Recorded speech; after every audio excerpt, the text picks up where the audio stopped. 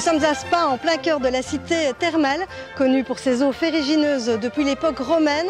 Spa connaît un grand essor dès le XVIe siècle. Spa se développe et connaît de plus en plus de visiteurs venus bénéficier des qualités des eaux de la région. C'est le cas en 1717 avec le tsar de toutes les Russies, Pierre le Grand, venu prendre les eaux ici même. Aujourd'hui, Spa regorge de références à son passage.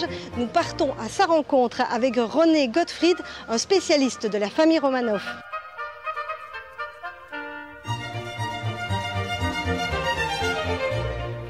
Pierre le Grand était le 5e tsar d'une série de 19. C'était, pour faire court, le 4e enfant du tsar Alexis, qui était lui-même le fils de Michel Ier, le premier des Romanov.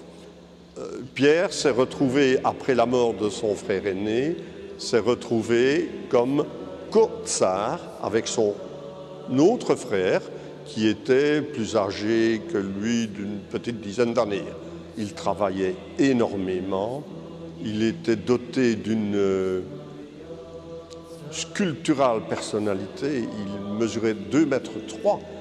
Il était très grand, il était très fort, il avait une soif de savoir inassouvissable et il voulait sans arrêt faire mieux et sortir, selon l'expression consacrée, sortir son pays du Moyen-Âge. Et il a ramené en Russie toute une série de personnages extrêmement compétents dans leur domaine et notamment, surtout, dans la construction de bateaux, parce que sa marotte, c'était l'eau, c'était la mer, et son pays, qui était un pays gigantesque, ne possédait pas de marine, et il voulait éviter les erreurs du passé, à savoir les nombreuses défaites subies par la Russie, parce que la Russie était attaquée de toutes parts par des gens qui possédaient une marine, et il voulait pouvoir, dans un futur à très court terme,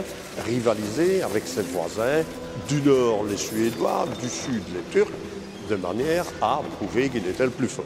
C'était un homme excessif en tout. Il buvait, il mangeait énormément, il aimait s'amuser, et on ne passera pas en revue ses amusements, mais on peut les imaginer. Ce qui d'ailleurs l'a amené un jour à Spa, parce qu'il devait y soigner ses excès d'amour et de débauche. Pierre le Grand était en voyage, c'était sa seconde tournée, je vais dire européenne. Il était venu précédemment, mais là, cette fois-ci, il est arrivé en France en 1717. Il a rencontré à Paris le roi Louis XV, qui à l'époque était un enfant, il avait une dizaine d'années. Il a d'ailleurs défrayé la chronique en portant cet enfant de ses bras puissants au-dessus de ses 2 mètres. Il l'a élevé, puis il l'a amené vers lui, il l'a embrassé sur la bouche, ce qui a surpris évidemment l'entourage et les bodyguards du roi, qui sont restés de marbre et qui n'ont pas osé réagir, mais cet acte lui a valu d'être considéré comme un personnage un peu particulier. En quittant Paris, il s'est dirigé vers Namur, puis de Namur à Liège, où il a passé une journée qui a été particulièrement chaude pour les finances de la ville de Liège, parce que la ville de Liège a eu d'énormes difficultés à couvrir les frais engendrés par le sieur Pierre et sa suite, qui ont mangé et bu plus que de raison. Et puis le lendemain, il est reparti avec toute sa suite vers Spa, où il est resté quelques semaines, je crois 4 ou 5 semaines. Il se déplaçait tantôt dans le centre de Spa, mais aussi dans la banlieue. Il allait à la rencontre des artisans, de la population. Il serrait des mains, il rencontrait des gens avec qui il mangeait, il buvait, il s'amusait. Et les gens le lui rendaient bien. Il était particulièrement rendu sympathique par son statut et sa proximité avec monsieur et madame tout le monde.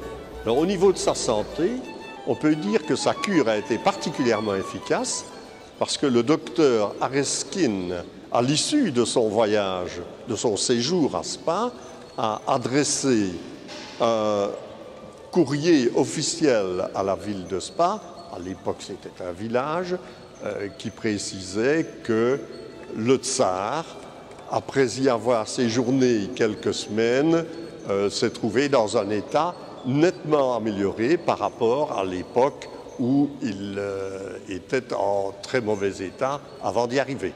Cet aspect des choses fait que dans les années qui s'ensuivirent, de nombreuses personnalités, personnages et personnes régnantes ont voulu imiter Pierre le Grand. Et parmi ces personnes, Victor Hugo, qui a séjourné quelques semaines également à Spa.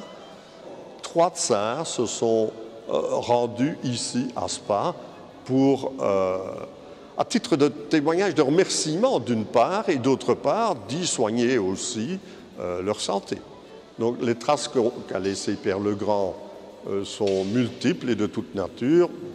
La table votive, qu'est-ce qu'une table votive? C'est une table qu'il a offert 1 an après son passage à Spa, qu'il a offert à la ville de Spa en remerciement de sa guérison. Outre la table, outre le buste, il y a plusieurs édifices, des rues, des places, des squares qui portent le nom de Pierre le Grand. Probablement de nombreux ouvrages lui sont consacrés et sont associés à vie à la ville de Spa.